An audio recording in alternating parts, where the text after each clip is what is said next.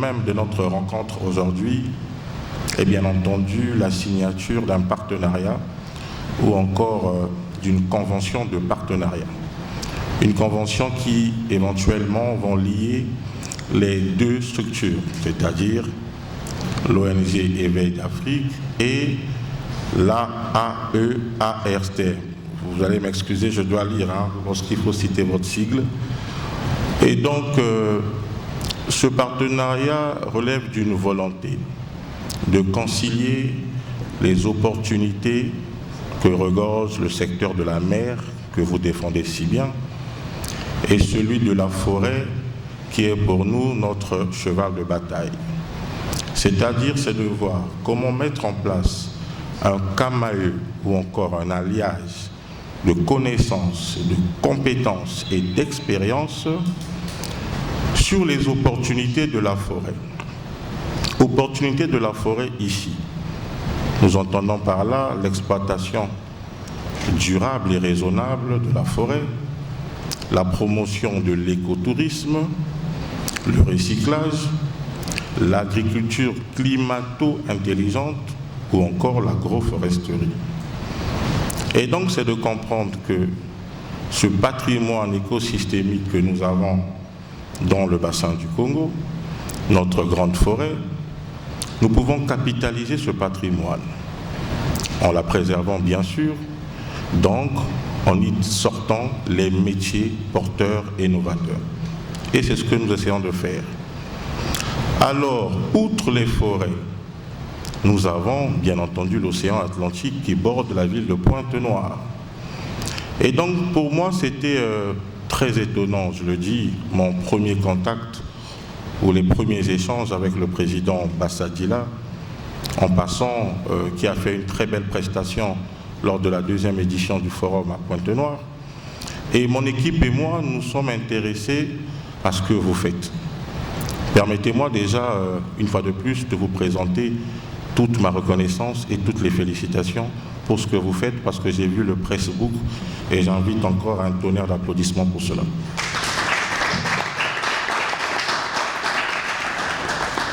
Alors, je parle ici du pressbook que le président Bassadila m'a transféré, qui présente un peu vos actions, vos activités.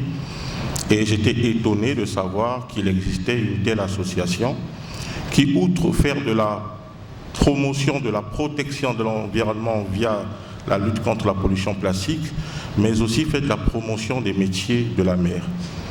Et je me permettrai de le dire, et je ne pense pas que je sois seul à être ignorant, mais beaucoup de Congolais comme moi sont ignorants des métiers de la mer. Et c'est en échangeant avec monsieur le président Bassadila et je pense monsieur Eric Nzinga à Pointe-Noire, où ils m'ont fait étalage de toutes les opportunités que regorge ce secteur. Donc du simple ignorant que j'étais, je pense être ici un éclairé.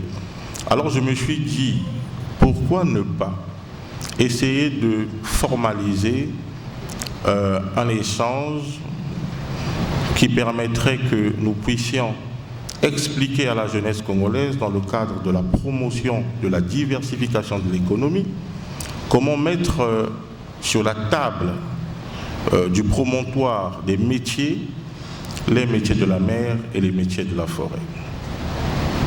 Mesdames et messieurs, vous conviendrez avec moi que notre pays s'engage dans un processus de développement économique, où éventuellement, comme tout développement économique, il faut éventuellement s'appesantir sur son patrimoine.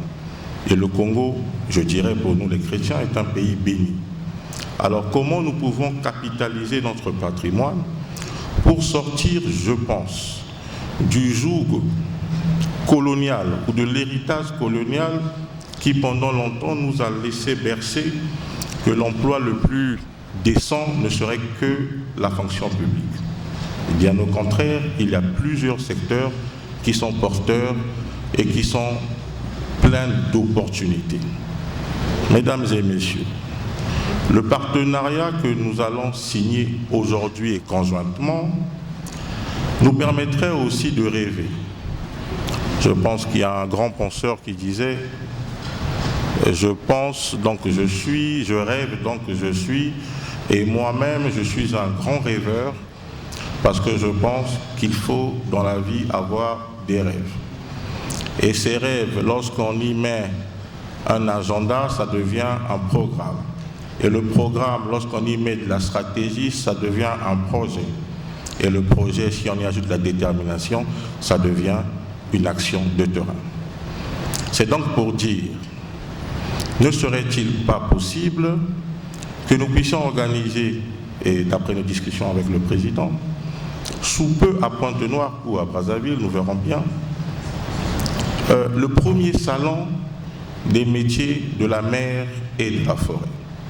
C'est-à-dire que ce sera un salon expo qui présenterait les opportunités que regorgent ces deux secteurs, la mer et la forêt. Comme qui dirait l'eau et la forêt. Donc, mesdames et messieurs, sans pour autant garder ou monopoliser la parole, je pense que le plus important reste à venir et ce partenariat, je pense que c'est une grande porte d'opportunité qui s'ouvre, quitte à nous de nous y accrocher. Je vous remercie.